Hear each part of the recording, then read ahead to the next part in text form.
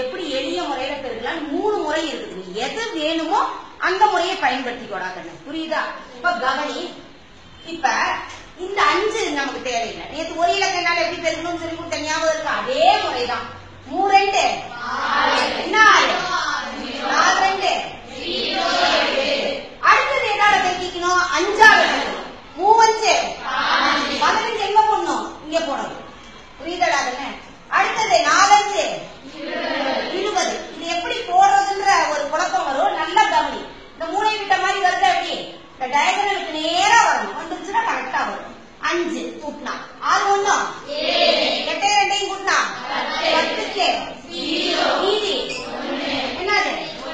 ரைட்டா? அதே மாதிரி இன்னொரு முறையிலையும் பெருக்கலாம். இப்ப கவனிட இதுல நல்லா கவனிடாக்கன்னு முதல் இங்க இருக்கக்கூடிய 1ஆம் ஸ்தானமும் 1ஆம் ஸ்தானமும் 3 5 15க்கு மீதி அடுத்தது 10ஆம் ஸ்தானமும் 10ஆம் ஸ்தானமும் 4 2 8 ரைட்டாடா? இப்ப நல்லா கவனி.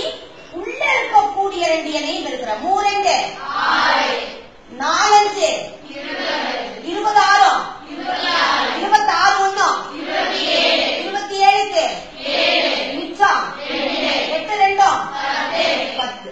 கரெக்டாடா கண்ணு? 2 விடையும் கரெக்டா இருக்கா? அதே மாதிரிதான் அடுத்தது இன்னொரு முறையிலேயே பெருக்கலாம். நீங்க 2 இலக்கம் வந்துருக்குதா? அப்ப இப்படி கட்ட போட்டுக்கிறேன்னா இல்ல ஒரு சின்ன ஒரு காரியம் செய்யும். இந்த மூளை விட்ட ஒண்ணு லேசா வரைஞ்சு போடாங்க. இதுல என்ன பண்ணிக்க நீயே? மூளை விட்ட ஒண்ணு. ஏன்னா நம்ம எப்பவுமே 2 2 இலக்க எண்களாக எழுதினாதான் கொஞ்சம் பரவாயில்ல. நல்லா கவனி.